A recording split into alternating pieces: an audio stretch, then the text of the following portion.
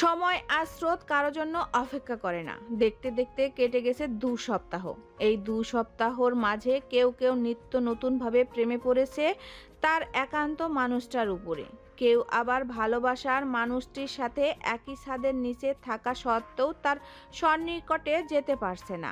আবার কেউ সেই ভালোবাসাটা বারবার প্রত্যাখ্যান করে দিচ্ছে, আর সেই মানুষটাও ভালোবাসার মানুষটার প্রত্যাখ্যান সহ্য করে বেহায়ার মতো তার কাছে বারংবার ফিরে যাচ্ছে। রিহান আর পাপড়ি মুখোমুখি হয়ে দাঁড়িয়ে আছে। রিহানের চোখে মুখে বিষণ্ণতার ছাপ। বারবার দীর্ঘ নিঃশ্বাস ছেড়ে একবার রৌদ্র উজ্জ্বল নীল রঙের আকাশের দিকে তো আরেকবার মাটির দিকে তাকায়। পাপড়ি রিহানের দিক থেকে চোখ সরিয়ে নেয়। প্রথম দেখায় রিহানকে যেমনটা দেখেছিল এখন তার থেকে কেমন নির্জীব দেখা যাচ্ছে মানুষটাকে। চোখ মুখের অবস্থা করুণ। ভালোবাসা সত্যি একটা ভয়ঙ্কর রোগ। এই রোগ ক্যান্সারের থেকেও ভয়ঙ্কর। একবার যে এই রোগে আক্রান্ত হয়েছে সে এই রোগ থেকে চাইলেও সরে আসতে পারে না, কিন্তু পাপড়ি পেরেছিল এই রোগ থেকে সরে আসতে। যে রোগ থেকে পাপড়ি একবার সরে আসতে পেরেছে সেই রোগে সে আর পুনরায় পড়তে চায় না। পাপড়ি ঢোক গিলে উচ্চ বাক্য করে বলে, আপনার মনোব্রত যদি শেষ হয়ে থাকে তাহলে প্লিজ কিছু বলুন আর আমাকে যেতে দিন। রিহান মিহি গলায় বলে, এত তারা চলে যাওয়ার? আমার তাড়া আছে, তাই আপনার হাতে অল্প সময় আছে, যা বলা জলদি বলুন। তুমি এত নিষ্ঠুর কেন পাপড়ি?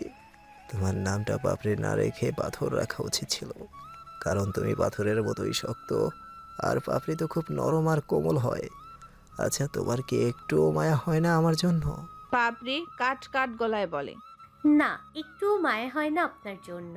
রিহান ধরা গলায় বলে, কি করলে তুমি বিশ্বাস করবে আমি তোমাকে ভালোবাসি? পাপড়ি রিহানের এই কথার উত্তর না দিয়ে দ্রুত রিহানের সামনে থেকে চলে যায়।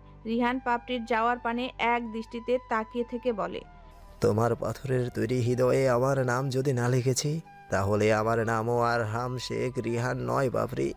পাপড়ি ওরফে অবন্তী এলোমেলো পায়ে হেঁটে এসে রিকশায় কোনো মতে বসে। শ্বাসের গতি অস্বাভাবিকভাবে চলছে। চোখ মুখ লাল হয়ে গেছে। অবন্তী 2 হাত আড়াআড়ি করে শক্ত করে আঁকড়ে ধরে নিজের 2 বাহু। এই লোকটা কেন তার পেছনে পড়ে আছে এভাবে আঠার মতো? এত এত প্রত্যাখ্যান করে সে তারপরও কেন পিছু ছাড়ে না তার? আর কি করলে তার পিছু ছাড়বে এই মানুষটা? এই কঠিন হৃদয়ে যে আর কারো নাম খোদাই করা সম্ভব নয়। এখনো চোখ বন্ধ করলে চোখের সামনে ভেসে ওঠে ওই দিনের বিভীষিকাময় দৃশ্যটা, যেই দৃশ্যটা চাইলেও মস্তিষ্ক থেকে মুছে ফেলতে পারে না সে। রিকশা চালক পাপড়ির অবস্থা বুঝতে পেরে বলে, আপা, আপনার কি শরীর খারাপ লাগতাছে? পাপড়ি ক্লান্ত গলায় বলে, না, আমি একদম ঠিক আছি। আপনি আপনি একটু তাড়াতাড়ি চালান। আচ্ছা। অবন্তী হোস্টেলে এসে ব্যাগটা রেখে বেডের উপরে রেখে ছুটে চলে যায় ওয়াশরুমে। ইভা হতভম্ব হয়ে যায় অবন্তীকে এমনটা করতে দেখে। অবন্তী শাওয়ার ছেড়ে দিয়ে তার নিচে দাঁড়িয়ে হাত দিয়ে সারা মুখমণ্ডল ঘষতে শুরু করে। মনে হচ্ছে যেন মুখের সব চামড়া তুলে ফেলবে অবন্তী। ইভার কণ্ঠস্বর শুনে অবন্তী থামে। এই অবন্তী, কি হয়েছে তোর? অবন্তী দুর্বল গলায় বলে, কিছু হয়নি আমার ইভা। ইভা নরম গলায় বলে, তুই ঠিক আছিস অবন্তী? আমি একদম ঠিক আছি। কিন্তু ইভার যেন অবন্তীর কথাটা হজম হলো না। ইভা আস্তে করে গিয়ে নিজের বেডে বসে পড়ে। অন্যদিকে অবন্তী দেওয়ালে ঘেঁষে বসে হাঁটুর উপরে কপাল ঠেকিয়ে বসে রইল। শীতের মাঝে এভাবে ঠান্ডা পানি দিয়ে ভেজার কারণে সারা শরীর ঠান্ডা হয়ে গিয়েছে, কিন্তু তারপরও শাওয়ারের নিচে ঠায় বসে রইল অবন্তী। গোধূলির বেলা পেরিয়ে গেছে, আকাশ জুড়ে নেমে এসেছে অন্ধকার, সন্ধ্যা হয়ে গেছে প্রায়। গোটা শহর জুড়ে কৃত্রিম আলো আনাচে কানাচে জ্বলে উঠেছে। সন্ধ্যা হওয়ার কিছুক্ষণ পরেই জাহিন বাড়ি চলে আসে হাতে একটা নীল রঙের শপিং ব্যাগ নিয়ে। সদর দরজা পেরিয়ে ড্রয়িং রুমে যারাকে দেখে বলে। যারা, তোর ভাবি কোথায়? যারা চায়ের কাপে চুমুক দিয়ে বলে। ভাবি রান্নাঘরে। ওনাকে বল রুমে আসতে। যারা মাথা নাড়িয়ে বলে। ঠিক আছে, তুমি যাও, আমি বলছি। জাহিন সিঁড়ি বেয়ে উপরে নিজের ঘরে চলে যায়। যারা গুটি গুটি পায়ে রান্নাঘরে গিয়ে অয়ন্তীকে উদ্দেশ্য করে বলে। ভাবি যান, আপনার স্বামী এসেছে আর এসেই আপনার খোঁজ করছে।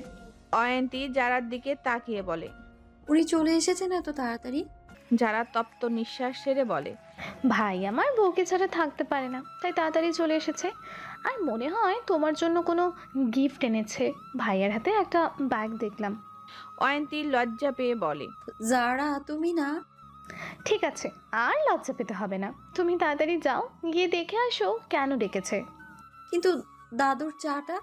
আমি দিয়ে আসবো। অয়ন্তী মুচকি হেসে উপরে চলে যায়। নিজের ঘরে ঢুকতেই দেখে জাহিন বাইরের কাপড় না চেঞ্জ করেই ল্যাপটপ নিয়ে বসে পড়েছে।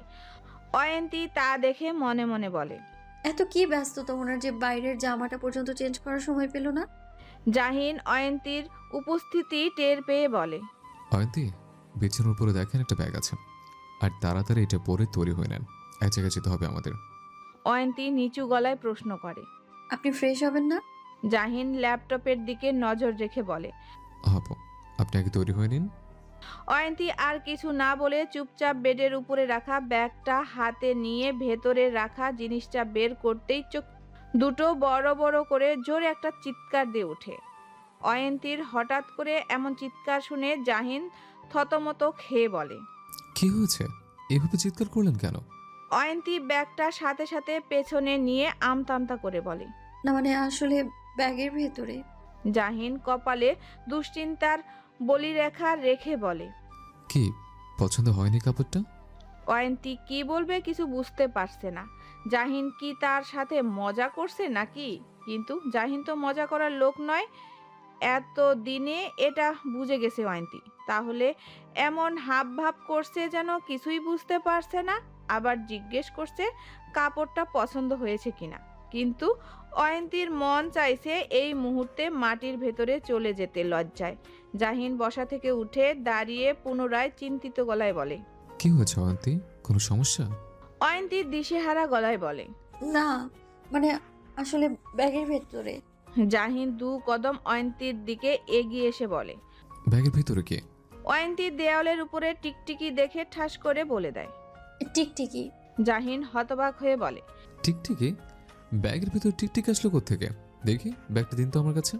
জাহিন অয়ন্তীর দিকে এগিয়ে আসলে অয়ন্তী দু কদম পিছিয়ে উত্তেজিত হয়ে বলে। না ব্যাগের ভেতরে টিকটিকি নাই। থেমে যায় অয়ন্তীর, ঠোঁটে ঠোঁট চেপে দৃষ্টি সরিয়ে নেয় জাহিনের দিক থেকে। জাহিন ভ্রু কুঁচকে বলে। কি বলছেন আপনি? আমি কিছু বুঝতে পারছি না।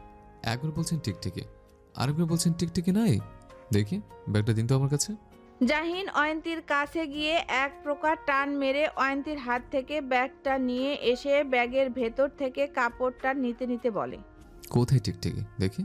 জাহিন নিজের হাতে যা দেখলো তাতে জাহিনের চোখ দুটো রসগোল্লার ন্যায় বড় বড় করে চিৎকার করে উঠে পুনরায় জিনিসটা ভেতরে রেখে দিল। অয়ন্তীর অন্যদিকে ফিরে চোখ মুখ খিচে বন্ধ করে রেখেছে লজ্জায় আর হতভম্বে।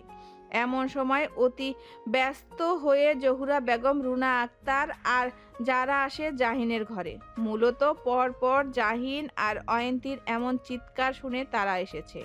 জাহিন মা, চাচি আর বোনকে দেখে সাথে সাথে ব্যাগটা নিজের পেছনে লুকিয়ে ফেলে। জহুরা বেগম শঙ্কিত গলায় বলেন। কি হয়েছে এভাবে দুজনে চিন্তা করলি যে? যারা সোজা অয়ন্তীর কাছে গিয়ে বলে। হ্যাঁ ভাবি, কি হয়েছে তোমাদের? অয়ন্তী লজ্জায় মাথা নিচু করে রেখেছে। সে কি বলবে তার কিচ্ছু বলার নেই। যা বলবে জাহিন বলবে, আর সে নীরব দর্শক হয়ে সবটা দেখবে। ছেলে আর ছেলের বউকে মৌন দেখে জহুরা বেগম পুনরায় বলে। কি হলো জাহিন, চুপ করে আছিস কেন? কি হয়েছে সেটা বলবি তো? জাহিন ঘাড় দুপাশে নাড়াতে নাড়াতে বিচলিত গলায় বলে, কিছু হয়নি মা। তোরা দুজনে এইভাবে চিৎকার করলি কেন? আর তোর হাতে কি? জাহিন উচ্চ বাক্য করে বলে, কিছু না মা। শুধু কিছু না, কিছু বলতে চাচ্ছিস? তারপর অয়ন্তীর দিকে ফিরে বলেন। অয়ন্তী, তুমি বলো তো কি হয়েছে? অয়ন্তী আমতামতা করে বলে। মা আসলে আমি কিছু জানি না। জহুরা বেগম কিছু বলতে যাবে, সাথে সাথে রুনা আক্তার বলেন, ভাবি চলেন, কিছু হয়নি, যখন শুধু শুধু এখানে দাঁড়িয়ে থেকে লাভ নেই। কিন্তু উফ ভাবি চলেন তো, এই যারা তুইও চল। রুনা আক্তার, যারা আর জহুরা বেগমকে জোর করে জাহিনের ঘর থেকে নিয়ে যান। রুনা আক্তার কিছু একটা আন্দাজ করেছেন জাহিন আর অয়ন্তীর হাবভাব দেখে, তাই জাহিন আর অয়ন্তীকে নিজেদের মতো থাকতে দেওয়ার সুযোগ করে দিল। জাহিন আর চোখে বারবার তাকাচ্ছে অয়ন্তীর দিকে, অয়ন্তীও আর চোখে দেখছে জাহিনকে। এক সময় দুজনের চোখের সাথে চোখ মিলে যাওয়াতেই দুজনেই থতমত খেয়ে অন্যদিকে ঘাড় ঘুরিয়ে নেয়। অয়ন্তীর বড্ড অস্বস্তি লাগছে জাহিনের সামনে থাকতে, তাই আর এক মুহূর্ত দেরি না করে আলমারি থেকে শাড়ি আর অন্যান্য প্রয়োজনীয় জিনিস নিয়ে বলে, আমি তৈরি হয়ে আসি যার রুম থেকে। কথাটা বলে অয়ন্তী এক প্রকার দৌড়ে বের হয়ে যায় রুম থেকে। অয়ন্তী চলে যেতেই জাহিন ধপাস করে বেডে বসে পড়ে। কি বাজে একটা সিচুয়েশনে পড়তে হলো তাকে আজকে। এই 31 বছর বয়সের জীবনে এমন বিব্রতকর পরিস্থিতিতে কোনো দিন পড়তে হয়নি তাকে, আর পড়বেই বা কি করে? আগে তো আর বিয়ে করেনি। জাহিন ব্যাগ থেকে পুনরায় কাপড়টা বের করে তর্জনী আর বৃদ্ধা আঙ্গুল দ্বারা ধরে চোখের সামনে ধরল। একটা পাতলা ফিলফিলে কালো রঙের নাইটি। জাহিন এক নজরে নাইটিটার দিকে তাকিয়ে নির্লিপ্ত ভঙ্গিতে বলল, আজ তোর জন্য অয়ন্তীর সামনে আমাকে এমন একটা বিব্রতকর পরিস্থিতিতে পড়তে হলো। মেয়েটা কি ভাবলো আমার সম্পর্কে? ইস, আচ্ছা অয়ন্তী আবার এটা ভাবছে না তো যে আমি তার জন্য এটা এনেছি? কিন্তু আমি তো শাড়ি এনেছিলাম ওর জন্য, তাহলে এটা কোত্থেকে আসলো? জাহিনের বাড়িতে আসার আগের ঘটনা। জাহিন যখন বাড়ি ফিরছিল তখন নজর পড়ে ফুটপাতে একটা বাচ্চার উপরে, যার গায়ে কাপড় বলতেই নেই, আর এই ঠান্ডার মাঝে বারবার নিজের দু হাত দিয়ে আঁকড়ে ধরছে, কিন্তু লাভ কিছুই হচ্ছে না। জাহিনের বড্ড মায়া লাগলো বাচ্চাটাকে দেখে। তখন জাহিন গাড়ি সাইড করে বাচ্চাটার কাছে গিয়ে বাচ্চাটাকে নিয়ে মলে ঢুকে আর মল থেকে কিছু গরম কাপড় কিনে দেয় আর সাথে কিছু টাকাও দেয়। জাহিন বাচ্চাটাকে কাপড় কিনে দিয়ে মল থেকে বের হতে নিবে, তখনই নজর পড়ে একটা শাড়ির উপরে, আর শাড়িটা দেখার পরই অয়ন্তীর কথাটা মাথায় আসলো। তাই জাহিন ভাবলো অয়ন্তীর জন্য শাড়িটা নিয়ে যাবে, কিন্তু কে জানতো এমন একটা ঘটনা ঘটে যাবে। কিন্তু মাঝখানে একবার জাহিনের সন্দেহ হয়েছিল ব্যাগটা তেমন ভারী না হওয়াতে, আর ব্যাগটা চেক করতে নিলে নেহাল ফোন করে আর ব্যাপারটাও সম্পূর্ণভাবে মাথা থেকে চলে যায় জাহিনের। জাহিন নাইটিটা হাতে নিয়ে ভ্রু কুঁচকে বৃতৃষ্ণা নিয়ে বিড়বিড়িয়ে বলে, নিশ্চয়ই কারোর সাথে আমার ব্যাগটা চেঞ্জ হয়ে গেছে। অয়ন্তীকে যারা সুন্দর করে সাজিয়ে দিয়ে বলে, মাশাল্লাহ ভাবি, তোমাকে খুব সুন্দর লাগছে। ভাইয়া তোমার দিক থেকে একদম নজরই সরাতে পারবে না আজকে। অয়ন্তী লাজুক হাসলো আর বলল, কিন্তু এই সময় কোথায় যাবেন উনি আমাকে নিয়ে? ভাইয়া বলেনি তোমাকে কোথায় যাবে? না। ভাইয়ার বন্ধু মানে নেহাল ভাইয়ার আজকে ম্যারেজ অ্যানিভার্সারি। প্রতি বছরেই আমরা যাই, কিন্তু এবার তুমি আর ভাইয়া যাবে। তোমরা যাবে না কেন? তুমি আর ভাইয়া গেলেই হবে। চলো, ভাইয়া হয়তো অপেক্ষা করছে তোমার জন্য। অয়ন্তী ঢোক গিলে নিজের ঠোঁট জিহ্বা দ্বারা ভিজিয়ে নেয়। কি করে সে জাহিনের সামনে যাবে? সে তো লজ্জায় মরেই যাবে। অয়ন্তীকে নিয়ে যারা ভাইয়ের ঘরে আসে।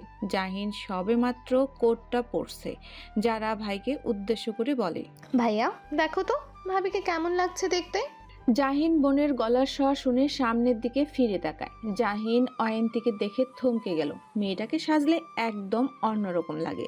নীল রঙের শাড়ি, চোখে গাঢ় কাজল, ঘন রেশমি চুলের গোছা পা কাঁধের উপরে এনে রেখেছে। জাহিন মুগ্ধ নয়নে অয়ন্তীর দিকে তাকিয়ে আছে।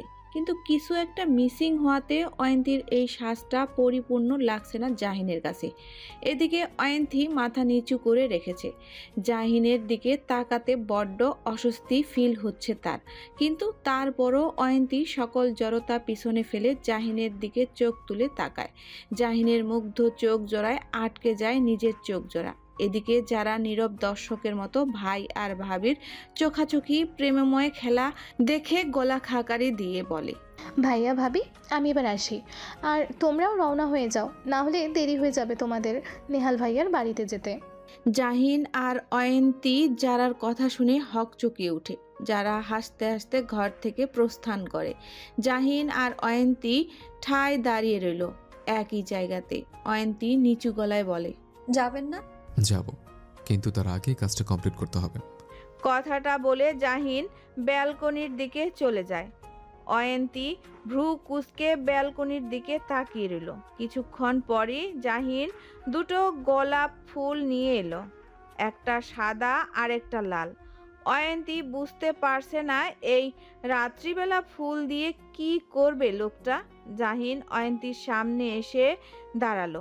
অয়ন্তী প্রশ্ন করে, ফুল ফুল দিয়ে কি করবেন? জাহিন মজা করে বলে, কোন এক নারীর রেশমি কালো চুলের ভাঁজে ফুল দুটো কুচে দেওয়ার জন্য নিয়ে আসলাম। অয়ন্তী ভ্রু কুঁচকে তাকিয়ে রইল জাহিনের পানে। কোনো এক নারী মানে? কে সেই নারী যে নারীর চুলের ভাঁজে জাহিন ফুল গুজে দিতে চাইছে এই সন্ধ্যাবেলায়? জাহিন অয়ন্তীর ভাবনা বুঝতে পেরে মুচকি হেসে এগিয়ে গেল ড্রেসিং টেবিলের দিকে, আর কিছু একটা খুঁজে বের করে নিয়ে অয়ন্তীর কাছে আসলো। জাহিনকে নিজের নিকটে আসতে দেখে অয়ন্তী দু কদম পিছিয়ে যায়। তা দেখে জাহিন ভরাট গলায় বলে, স্থির হয়ে দাঁড়ান। জাহিনের কথা অনুযায়ী স্থির হয়ে দাঁড়ালো অয়ন্তী। জাহিন অয়ন্তীর কাঁধের দিকে হাত বাড়াতেই অয়ন্তী মাথাটা হালকা পেছনে নিয়ে চোখ বন্ধ করে নেয়। কি করতে চাইছে জাহিন এই মুহূর্তে? ওই দিনের মতো কি আবার? অয়ন্তীর ভাবনার মাঝে টের পেল তার চুলের ভাঁজেই জাহিন আলতো হাতে ফুল গুজে দিচ্ছে। জাহিন ফুল দুটো গুজে দিয়ে ক্লিপ দ্বারা আটকিয়ে দিয়ে বলল, নাও পারফেক্ট, এবার সম্পূর্ণ সাজটা পরিপূর্ণ হলো। অয়ন্তী হাত ধারা ফুল দুটো স্পর্শ করলো। জাহিন পুনরায় বলল, চলুন, দেরি হয়ে যাচ্ছে। জাহিন কথাটা বলে ওয়ালেট আর গাড়ির চাবি নিয়ে বের হয়ে পড়ল। অয়ন্তী দৌড়ে গিয়ে দাঁড়ালো আয়নার সামনে। আয়নার উপরে পড়া নিজের প্রতিবিম্বের দিকে তাকিয়ে রইল। সত্যি তার সাজটা পরিপূর্ণ হলো চুলের ভাঁজে ফুল দুটো গুজে দেওয়াতে। জাহিন আর অয়ন্তী এসে পৌঁছালো আহমেদ ভিলাতে। আহমেদ ভিলার চারিদিকে লাইটিং করা। অয়ন্তী গাড়ি থেকে নেমে চারপাশটা নজর বুলিয়ে নেয়। সারা বাড়ি মানুষের গমগম করছে। জাহিন গাড়ি পার্ক করে অয়ন্তীর পাশে এসে দাঁড়িয়ে বলে, চলুন ভেতরে চলুন। অয়ন্তী আস্তে ধীরে জাহিনের হাঁটার সাথে তালে তাল মিলিয়ে হেঁটে যাচ্ছে, কিন্তু সামনের দিক থেকে দৌড়ে একটা ছেলে আসছে তাদের দিকে। জাহিন ভ্রু কুঁচকে সেটা দেখে সাথে সাথে নিজের শক্ত ডান হাতটা অয়ন্তীর কাঁধে চেপে ধরে নিজের বাহু ডোরে নিয়ে আসে। আকস্মিক এমনটা হওয়াতে অয়ন্তী হতবাক হয়ে যায়। জাহিনের দিকে চোখ বড় বড় করে তাকিয়ে আছে, বোঝার চেষ্টা করছে লোকটার হলোটা কি হঠাৎ করে। জাহিন অয়ন্তীর অবাক করা চাহনি দেখে সাথে সাথে অয়ন্তীকে ছেড়ে দিয়ে গলা খাকারি দিয়ে চারপাশটা নজর বুলিয়ে বলে, সরি এভাবে টান দেওয়ার জন্য। আসলে একটা ছেলে আপনার পাশ দিয়ে দৌড়ে যাচ্ছিল, যদি টান না দিতাম আপনাকে তাহলে হয়তো কাঁধে ব্যথা পেতেন। অয়ন্তী মৃদু হাসলো জাহিনের কথা শুনে। জাহিন এত চিন্তা করে তার জন্য ভাবা যায়? অয়ন্তীর হাসি দেখে জাহিন নির্বাক ভঙ্গিতে বলে, কি হলো, হাসছেন কেন? এমনি চলুন, আপনার বন্ধু হয়তো অপেক্ষা করছে আপনার জন্য। অয়ন্তী সামনের দিকে হাঁটা ধরল।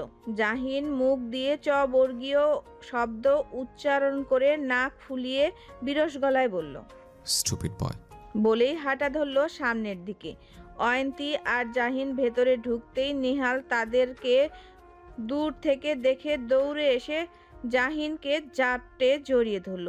এভাবে জড়িয়ে ধরার জন্য জাহিন নিজের টাল সামলাতে না পেরে দু কদম পিছিয়ে যায়। নিহাল জাহিনকে ছেড়ে দিয়ে বলে, এতক্ষণ লাগলো আসতে তোর? কি এমন রাজকাজ করছিলি তুই? যে এত দেরি হলো? ও হ্যাঁ, আমি তো ভুলেই গিয়েছিলাম। আপনি তো আবার নেতা সাহেব। নেতাগিরি করতে করতে আপনার দিন যায়। যদিও বা তুই রাজনীতির টও জানিস না। আমি যদি রাজনীতি করতাম তাহলে দেখিয়ে দিতাম আমি কি কি করতে পারি। জাহিন নীরবে বন্ধুর সমস্ত কথা শুনে যাচ্ছে আর নেহাল কথা বলেই যাচ্ছে, থামার নামই নেই। জাহিনের পাশে দাঁড়িয়ে থাকা অয়ন্তী হা হয়ে তাকিয়ে আছে নেহালের দিকে। একটা লোক এত কথা বলে কিভাবে? বুঝাই যাচ্ছে এই লোক পুরো বাচালের বাচাল। জাহিনের পুরো উল্টো নেহাল। এই লোকটার সাথে কি করে জাহিনের মতো গোমরা মুখর বন্ধুত্ব হলো, এটা এখন অয়ন্তীর ভাবনা। অবশেষে নেহালের বকাবকি বন্ধ হলো। জাহিন মজা করে বলে, বকবক করে তো নিজেকে নেহাল থেকে বেহাল বানিয়ে ফেলবি। এবার থাম ভাই। আমি না হয় তোর বকবকানিতে অভ্যস্ত, কিন্তু আমার পাশে যে দাঁড়িয়ে আছে সে তোর বকবকানিতে অভ্যস্ত নয়। নেহাল জাহিনের পাশে থাকা অয়ন্তীর দিকে তাকালো। বন্ধুকে ঝাড়ি দিতে ব্যস্ত থাকার জন্য নেহাল এতক্ষণ খেয়াল করেনি অয়ন্তীকে। অয়ন্তী মুচকি হাসলো। নেহালও তার বিপরীতে হেসে জাহিনের পেটের সাইডে খচা মেরে বলল, যাক, তাহলে তুই ভাবিকে নিয়ে আসলি। ভেবেছিলাম আনবি না হয়তো ভাবিকে। চল, সবাই অপেক্ষা করছে তোর জন্য। ভাবি চলুন।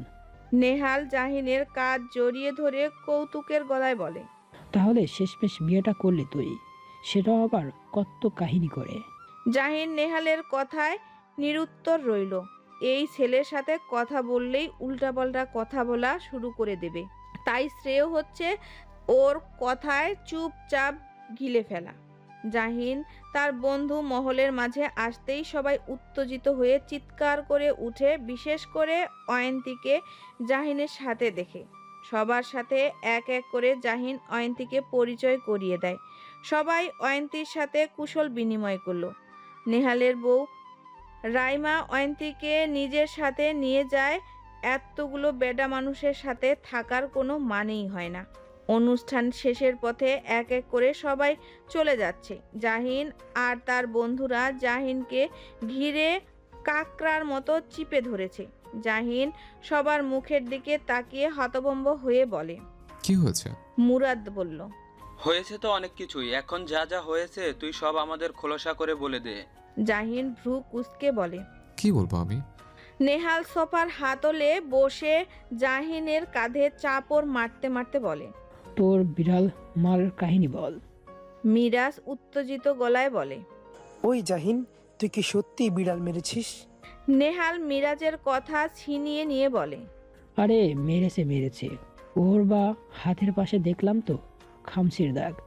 এটা নিশ্চয়ই ভাবির নখের খামচির দাগ, তাই না জাহিন? জাহিন ঘাড় ঘুরিয়ে নেহালের দিকে তাকালো। নেহাল দুষ্টু হেসে ভ্রু নাচাতে শুরু করলো। জাহিন যথেষ্ট সতর্ক ছিল যাতে করে তার এই দাগ নেহাল না দেখতে পারে। তার জন্য শার্টের হাতা পর্যন্ত কোনোই পর্যন্ত ফোল্ড করেনি। তবে একবার করেছিল হাত ক্লিন করার সময়, তখনই হয়তো নেহাল কোনোভাবে দেখে নিয়েছে। কথায় আছে, যেখানে বাঘের ভয় সেখানেই রাত হয়। এইবার এই খামচির দাগ নিয়ে সবাই পিএইচডি করা শুরু করে দিবে। মিরাজ নেহালের কথাটা শুনে চোখ বড় বড় করে, তাই নাকি? আমাদের নিরামিষ জাহিদ এত জলদি বিড়াল মেরে দিল? জাহিন উচ্চ বাক্যে বলল। আরে তোরা ভুল ভাবছিস। নেহাল আহত গলায় বলে, তার মানে কিছুই হয়নি? জাহিন দাঁতে দাঁত চেপে নেহালের দিকে গরম চোখে তাকিয়ে বলে, না। এটা কোনো কথা বললি তুই জাহিদ? আমার বন্ধু হয়ে তুই এটা পিছিয়ে কি করে যেতে পারলি?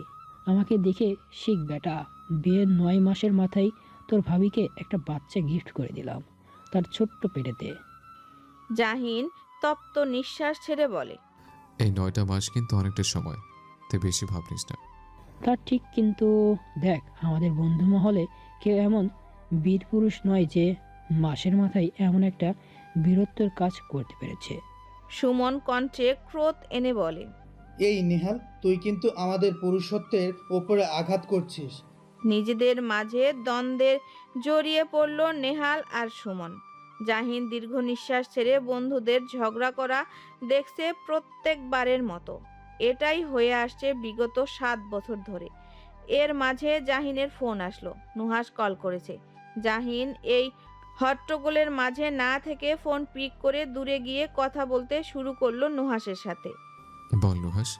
ভাই, রেহানকে ফিরিয়ে আনা দরকার বাড়িতে, না হলে ছেলেটা ডিপ্রেশনে চলে যেতে পারে। জাহিন চিন্তিত হয়ে বলে, ডিপ্রেশনে চলে যাবে মানে?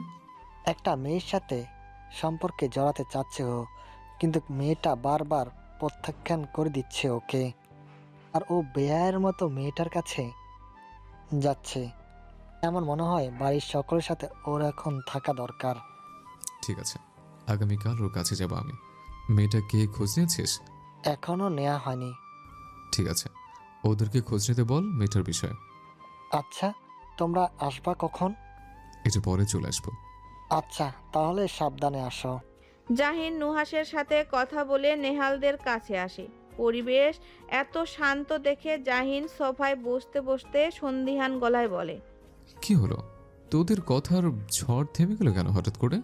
নেহাল মুস্কি হেসে সেন্টার টেবিলের উপরে রাখা শরবতের গ্লাসটা জাহিনের দিকে এগিয়ে দিয়ে বলে, পরিশেষ ঠান্ডা হয়ে গেছে, এবার তুইও একটু ঠান্ডা শরবত খেয়ে চাঙ্গা হয়ে যা। জাহিন ভ্রু কুঁচকে বলে, এই শীতের মাঝে আবার ঠান্ডা শরবত কেন? নেহাল আমতামতা করে বলে, এমনি, এত কথা না বলে খা। কথাটা বলে অন্য বন্ধুদের বলে, এই তোরা খা তোদের ভাবির হাতের স্পেশাল শীতকালের ঠান্ডা শরবত। কথাটা বলে আর চোখে জাহিনের দিকে তাকালো। জাহিন কিছুক্ষণ শরবতের গ্লাসটার দিকে তাকিয়ে রইল। কিছু তো একটা ঘাবলা আছে এর মাঝে, সকলের হাবভাব দেখে যা বোঝা যাচ্ছে। জাহিন গলা খাকারি দিয়ে বলে, গ্লাসটা চেঞ্জ করে দে। নেহাল আগে থেকে অবগত ছিল এটা হবে, তাই আবেগী হয়ে কাদো কাদো গলায় বলে, জাহিন দোস্ত, তুই কি আমাকে সন্দেহ করছিস? আহত গলায় বলে, তোকে সন্দেহ করার মতো অনেক রিজন আছে। অতীতে যা যা করেছিস, এরপর তোকে বিশ্বাস করতে আমার ভয় হয়। নেহাল আহত গলায় বলে, ঠিক আছে, তুই যখন আমাকে এতই সন্দেহ করছিস তাহলে তুই আমার গ্লাসটা দে। জাহিন নেহালের গ্লাসটা নিয়েও বসে রইল। নেহাল অধৈর্য গলায় বলে, কি হলো এখন, খাচ্ছিস না কেন? জাহিন তপ্ত নিঃশ্বাস ছেড়ে শরবতটা পান করতে শুরু করে। এদিকে নেহালের ঠোঁটের কোণে বাঁকা হাসি রেখে একবার মিরাজের দিকে তো আরেকবার মুরাদের দিকে তাকায়। নেহাল মনে মনে বলল, বন্ধু, তুমি যদি চলো ডালে ডালে, তো আমি চলে পাতায় পাতায়। তোমার বাসর যদি আমি আজকে না করিয়েছি, তাহলে আমার নাম নেহাল নয়। কিছুক্ষণ আগের ঘটনা। জাহিন উঠে চলে যেতেই নেহাল বলে, আচ্ছা থাম, এসব কথা বাদ দে, এবার অন্য কথায় আসি। কি কথা? দেখ, জাহিনের বন্ধু হিসাবে তো আমাদের একটা দায়িত্ব কর্তব্য আছে নাকি? মুরাদ আগ্রহ নিয়ে বলল, তা কি সেই দায়িত্ব কর্তব্যটা শুনি একটু। শোন, আমি জানি এই ব্যাটার এই জীবনে বাসর টাসর করা হবে না। মিরাজ মজার স্বরে বলে, কেন, জাহিনের কি কোনো সমস্যা আছে নাকি? তাহলে চল কলিকাতা হারবালে নিয়ে যাই ওকে। এক প্যাক খেলেই সব সমস্যার সমাধান হয়ে যাবে বেটার। কলিকাতার হারবাল মানেই জাদুর খেলা। মুরাদ মিরাজকে খচা মেরে বলে, তুই কি তোর দুর্বল যন্ত্রপাতি সবল বানিয়েছিস নাকি কলিকাতা হারবালের ওষুধ সেবন করে যে কলিকাতা হারবালকে একেবারে জাদুর খেলা বলছিস?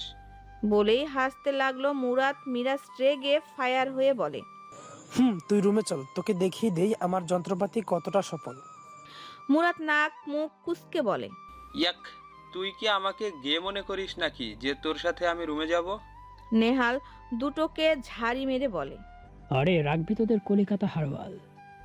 আমার কাছে কলিকাতা হারবালের ঔষধের থেকেও এমন এক জিনিস আছে যেটা খেলে আমাদের আন্দমিক জাহিন লোকমানিক জাহিনে পরিণত হবে। কি সেটা? নেহাল ফ্রিজ থেকে একটা ছোট্ট মদের বোতল এনে বলে, এই সেই জিনিস যে জিনিস খেলে জাহিন বাবাজি টাল মাতাল হয়ে যাবে। মিরাজ ঠোঁট টিপে হেসে বলে, ভাই, এই জিনিস জাহিন একবার খেয়েছিল, তাও ওকে জোর করে খেয়েছিলাম, মনে আছে? তারপর তোর যন্ত্রণা যা সহ্য করেছিলাম, সারা জীবন মনে থাকবে আমার। তাই তো বলছি, এবার একটু আমাদের ভাবি সাহেব সহ্য করুন ওর যন্ত্রণা। বলেই সবাই বাঁকা হাসলো। জাহিন বেশির অর্ধেকটা খেয়েছে শরবত। সবাই জাহিনের দিকে আগ্রহের সহিত তাকিয়ে আছে। জাহিনের চোখ ঝাপসা হয়ে আসছে, কেমন যেন ঘোলাটে লাগছে সবকিছু। জাহিন চোখ বন্ধ করে মাথা নাড়িয়ে আবারও চোখ খুলে ধীর গলায় বলল, কি হয়েছে? সবাই এইভাবে তাকিয়ে আছিস কেন? মিরাজ বলল, ভাই তোর কি মাথা ধরেছে? অল্প একটু, কিন্তু কেন বলতো? নেহাল হাসতে হাসতে বলে, কারণ আপনাদের শরবত একটুখানি না অনেকটাই মদ মিশিয়ে দিয়েছি।